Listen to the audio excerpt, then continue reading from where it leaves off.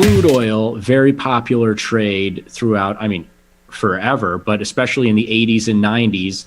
And then, ExxonMobil and a bunch of these companies that have been around forever, but trading those in tandem with crude or trading them on their own or, investing in them or whatever becomes a big trade. Same with gold and gold stocks. I think it's only fitting that people will start to, and they already have to an extent, but I think it'll become only more popular to trade the stocks behind crypto. Mikey, you have your finger on the pulse of crypto. Are there a lot of stock names that have been thrown around recently in tandem with different tokens and different digital assets that are becoming popular, or is it largely still in the digital asset space and not so much the stocks? Yeah, I think you bring up a good question, and it's nice timing to release a crypto stock market product.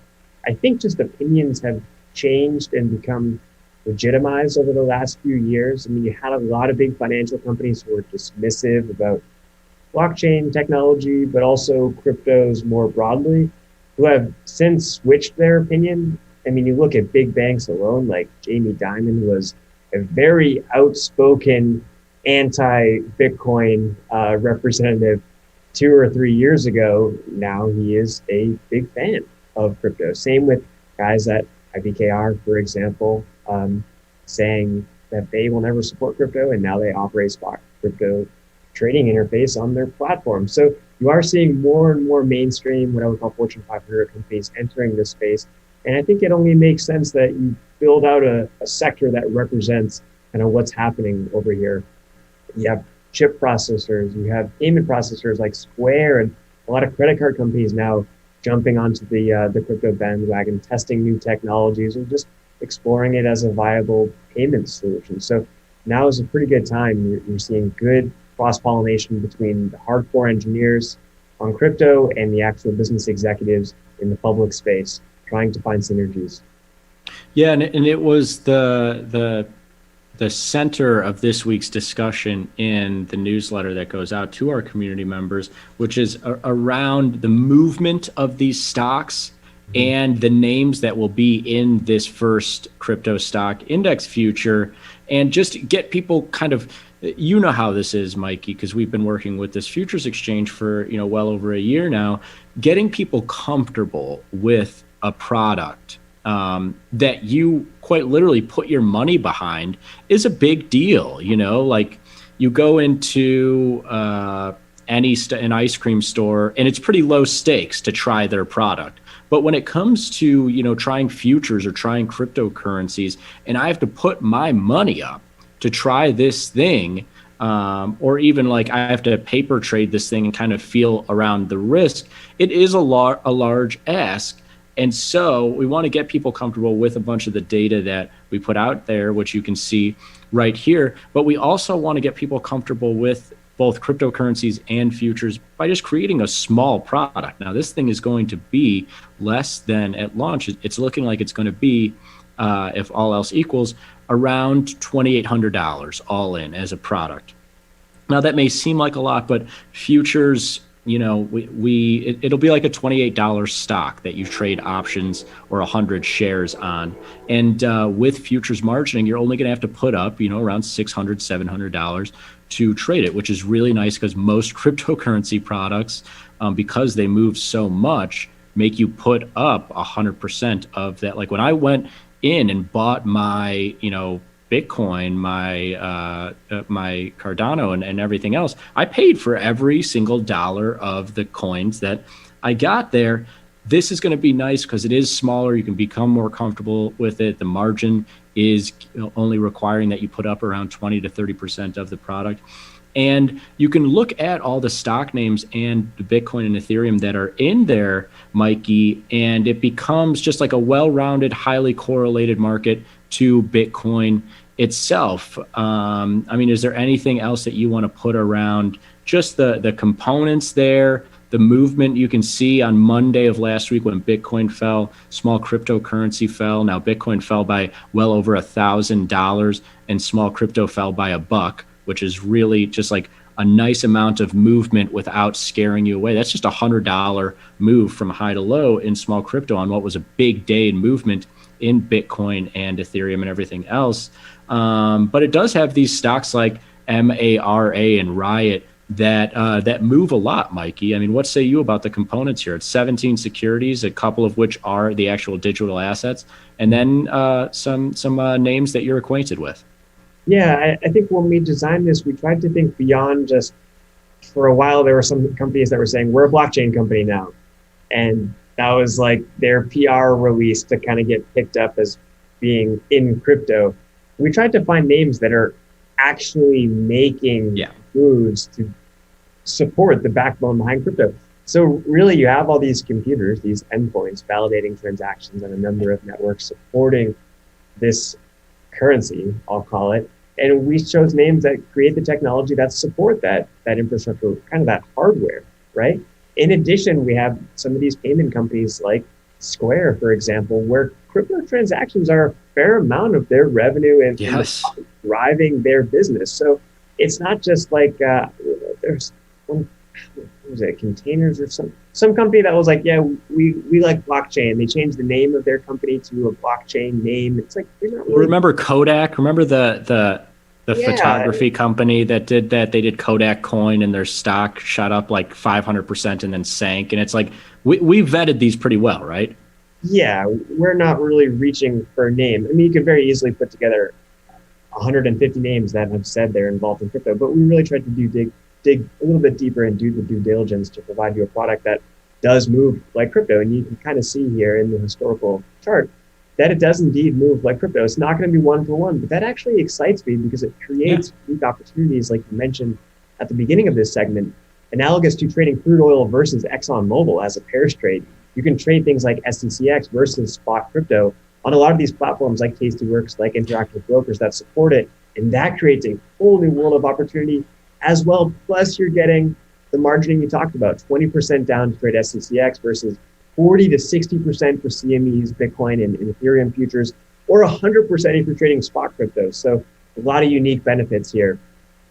Yeah, absolutely. Especially when you talk today, a day where NASDAQ has been trading lower since the open, and many Bitcoin and Ethereum are both up on the day. Like, this is something that we made sure all of the components are highly correlated with the most popular coins out there, so that you can trade it either in lieu of that product that maybe is not as legitimate as you want it to be putting money towards it. These are, 17 securities. It's a formal futures contract that's heavily regulated, and everything is above board here. Or you can trade it as a companion piece. It's going to be a lot of fun stuff. I like that you bring up companion pieces because this is a really interesting spot that we find ourselves in the yield curve, Mikey. I want to call it out, and then we'll do our pairs of the week, and then we'll get on with our days here. But the yield curve is way out of whack right now. Yields in general back to, and this is as of last week, it's not even updated for the fact that, I don't know if you noticed this, Mikey, but small 2 years actually hit $3 for the first time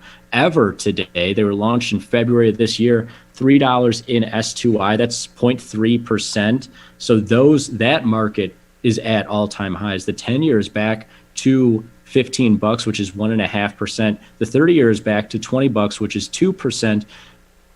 Now that isn't, when I say like everything's up, that all doesn't correlate to the right degrees of up given historical trading. What do I mean by that? Well, I mean, look at this chart here where you're seeing 30 years and 10 years are mid-range, and 2 years, like I say, are at all-time highs in terms of the product that we launched in February, but highs in 2-year yields going back to the start of the pandemic, 10s and 30s not moving along, and there's a lot of potential spread opportunity or stuff you could look at there. Is this intrigue? Does this make sense to you, first of all? And is it intriguing here that you see the short-term rates are at their highs, middle and long-term rates are mid-range?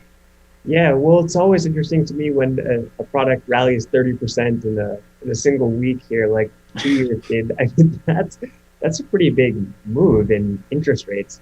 And if you follow small change on Twitter, you see some of those alerts come through as Frank posts, 2 years breaking $3 there.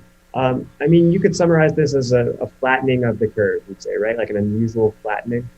This is a bull flattener, which means that rates are moving higher, but the curve is actually flattening. Rates are moving higher, but they're moving highest in the short term, and rates are thus kind of converging as you go across the curve. So there will be some fun stuff that we'll get back to in terms of flatteners and steepeners, probably on Splash and the futures and everything else. But I just wanted to bring this to people's attention that the 30 years and the 10 years might be due for a little bit more of a rise, or I would expect those 2 years to kind of fall if everything falls. Now, Mikey, let's get you the pairs of the week and get you to rank from 1 to 3, your favorite to least favorite of the 3 pairs ideas that I've thrown out for this week. First of which is real right down the middle. Like, this is, in terms of pairs, as old a pair as you can get, which is stocks versus bonds. You've got a stock market, SM75, which incorporates financials and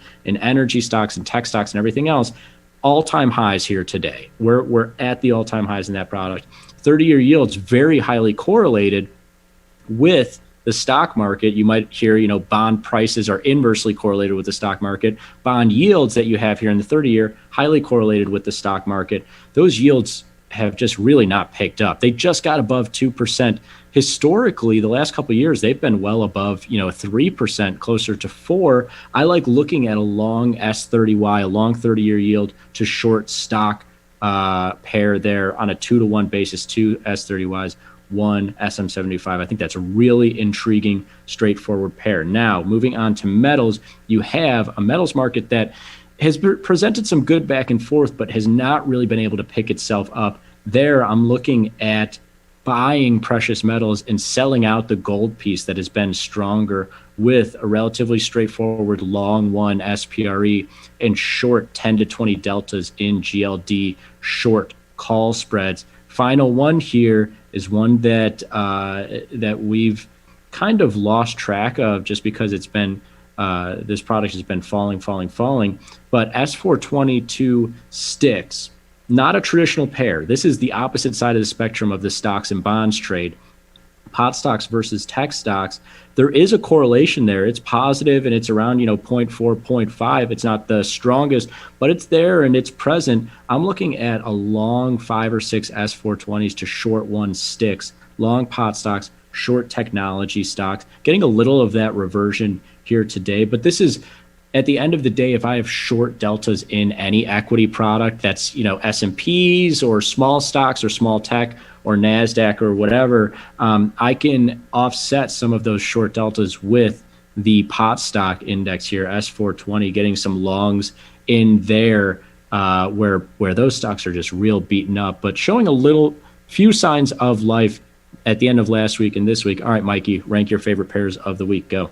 Okay, so your third one here, S420 versus sticks, definitely intriguing to me. And I like the premise that the constituents in S420 are not really held in sticks. There's not a lot of overlap there. So you're getting a diversified pairs trade. And I think that S420 is due for a continued bounce. But I'm not so sure about the correlation. I think it may just kind of move because it moves. And it's a wild west of a trade for sure. It is, but it's kind of fun, and I like the intrigue there. Yeah. That's my third pick, though. So good things, even though it's my third pick. Second pick is SPRE and gold. I think you're right to remove some of that gold exposure from SPRE. That's a majority component in SPRE. Gold makes about 80% of that index, but you and I both know that silver and platinum tend to be the more volatile of the three precious metals. So I like the idea of removing some of that gold exposure, looking for a bit of a bounce in some of those other precious metals. And then finally, my favorite is S30 and SM75, because I like the traditional play of interest rates in stocks. I like the extreme that these are at on both a daily basis. You have a huge rally today in stocks, up over $1.50, something like that. Yeah. And a massive sell-off in 30-year interest rates. And when you expand the chart here, look a little further back to January, we're sitting at a medium to long-term extreme as well. So I think that all just kind of plays in your favor there potentially with 30 years and SM75. Awesome, Mikey. Thanks so much for ranking the pairs of the week and joining us here for the Monday edition of Small Stakes. That'll do it for Small Stakes. We'll be back with more small exchange content later in the week, but you must stick around because Splash and Futures is coming up next. Peter Momat, he's the tops. He's back. He's back in the platform. We got some trade ideas for you. Thanks for watching, everybody.